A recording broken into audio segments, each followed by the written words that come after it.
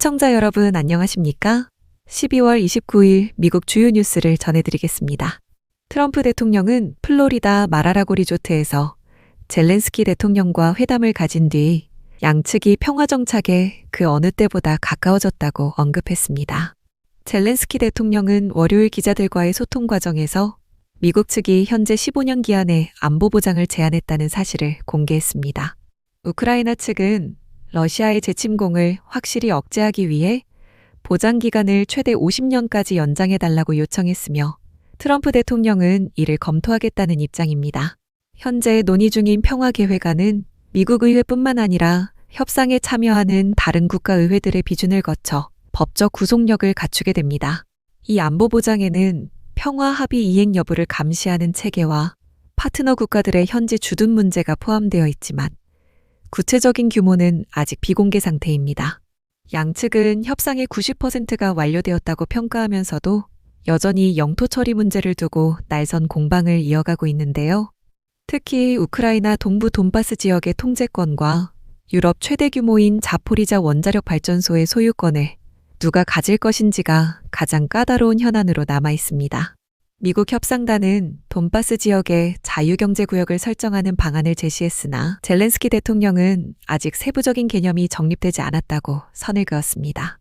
우크라이나는 최종 평화 안건을 국민투표에 붙여 결정한다는 방침이며 이를 위해서는 최소 60일간의 휴전이 선행되어야 한다고 강조합니다.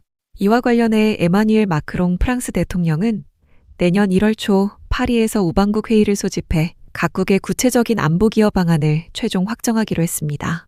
크렘린궁은 조만간 푸틴 대통령과 트럼프 대통령의 통화가 이루어질 것이라고 발표하며 협상이 막바지 단계에 있음을 인정했습니다.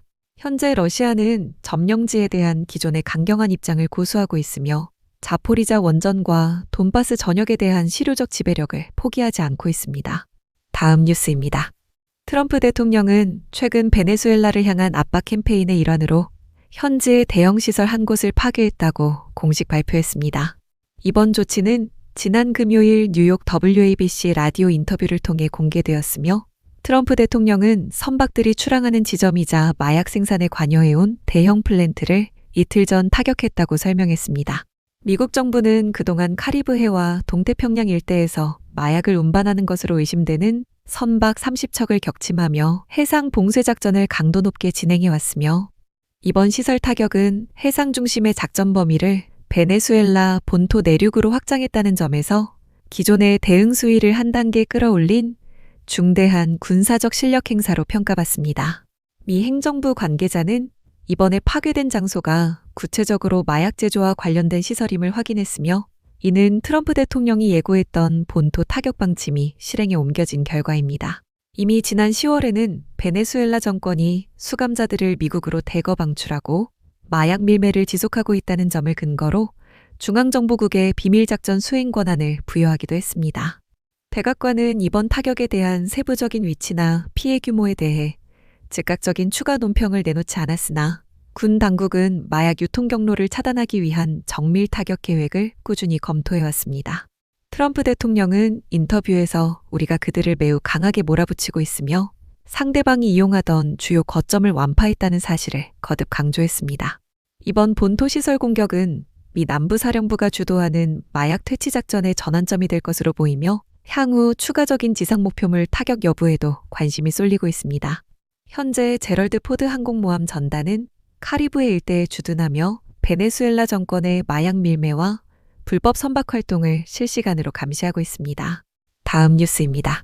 매사추세츠주에서 미네소타주로 운송 중이던 40만 달러 상당의 바닷가재 화물이 감쪽같이 사라지는 대형 도난 사건이 발생하여 연방수사국 FBI가 즉각적인 수사에 착수했습니다. 이번 사건은 지난 12일 매사추세츠주 톤턴의 냉동보관시설을 출발한 화물이 최종 목적지인 미네소타와 일리노이 지역 코스트코 매장에 끝내 도착하지 않으면서 그 전말이 드러나기 시작했습니다.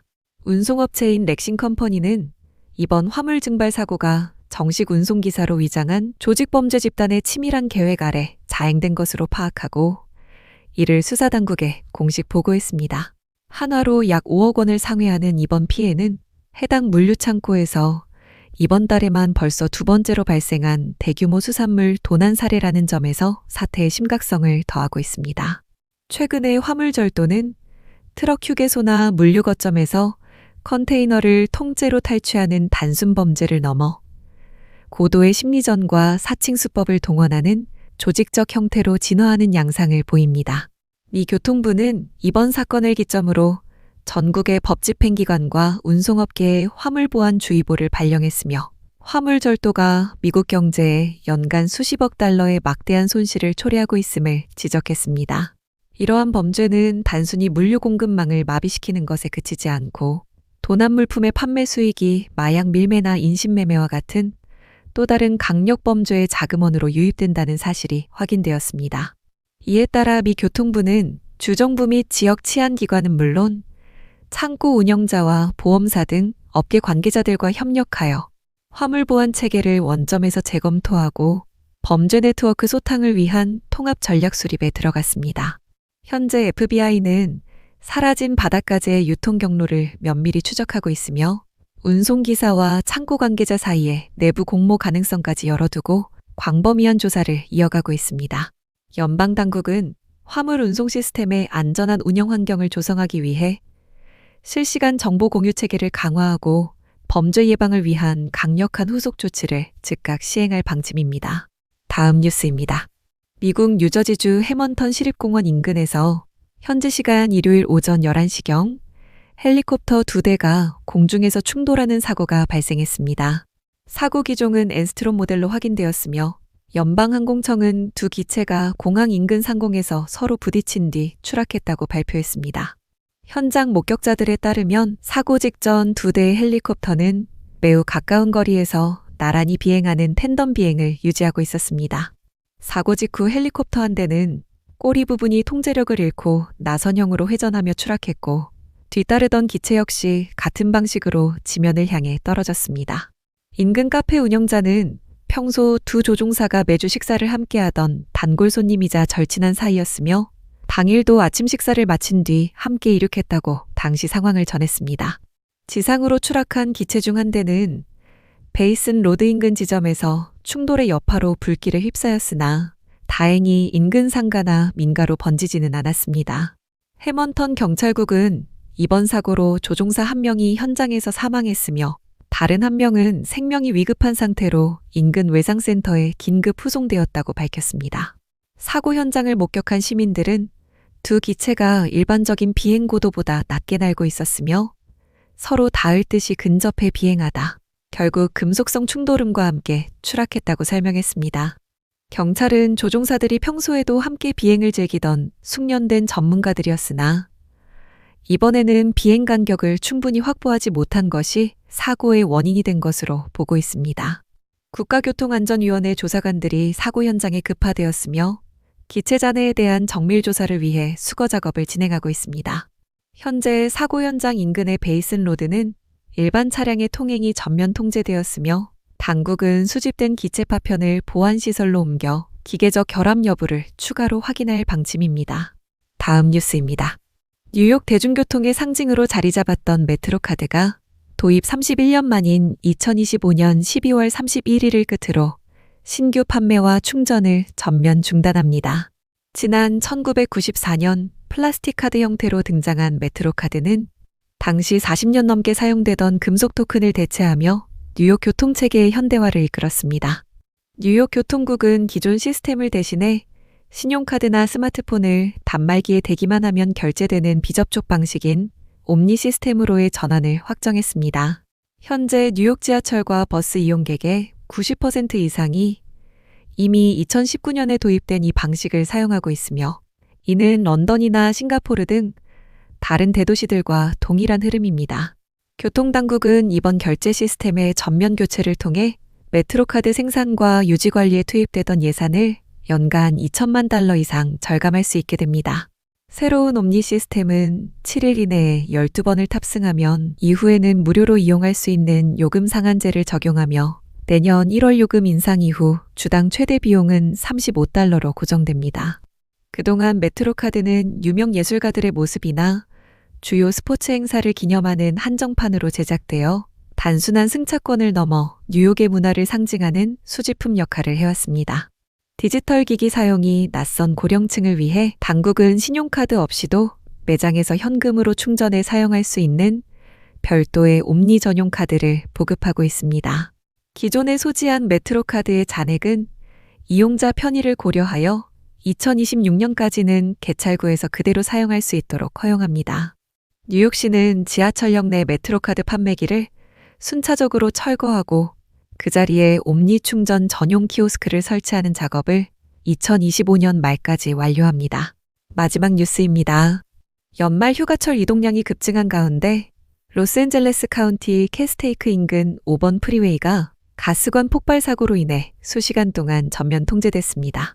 이번 사고는 토요일 오후 4시 20분경 리지루트 로드와 파인크레스트 플레이스 교차로 인근주 가스관이 파열되면서 시작됐는데요. 가스 누출에 이어 폭발음이 들렸다는 신고가 접수되자 캘리포니아 고속도로 순찰대는 오후 5시 10분부터 밤 9시까지 해당 구간 양방향 도로를 즉시 차단했습니다. 폭발 당시 소음이 워낙 컸던 탓에 인근 주민들은 여객기가 고속도로에 추락한 것으로 착각할 정도였으며 현장 인근에는 극심한 가스 냄새와 함께 먼지 구름이 산을 뒤덮었습니다. 사고 현장에서 약 1.6km 떨어진 소방서 대원들도 가스 냄새를 감지할 만큼 누출 규모가 컸으며 이에 따라 소방당국은 지역 주민들에게 대피 대신 실내 대기령을 내렸습니다.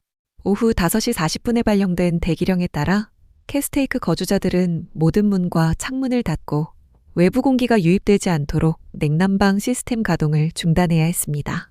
도로 통제 시간 동안 북행 차량은 126번 국도로, 남행 차량은 138번 국도로 우회 조치되었으나 수마일에 걸쳐 차량이 멈춰서면서 여행객들은 도로 위에서 수시간을 보냈습니다. 가스회사는 사고 발생 약 1시간 40분 만인 저녁 6시경 파손된 가스관 양쪽을 모두 차단하며 추가 유출을 막는 데 주력했습니다. 가스관 파열의 원인은 공식적으로 확인되지 않았으나 로스앤젤레스 카운티 보안관국은 최근 내린 비로 인한 산사태 가능성을 염두에 두고 조사를 진행하고 있습니다. 현장에는 소방대원들과 위험물 처리반이 투입되어 잔류가스 제거 및 안전점검을 마쳤으며 일요일 오전 현재 5번 프리웨이는 전 구간 정상 운행되고 있습니다. 이상으로 오늘의 뉴스를 마칩니다. 시청해주셔서 감사합니다.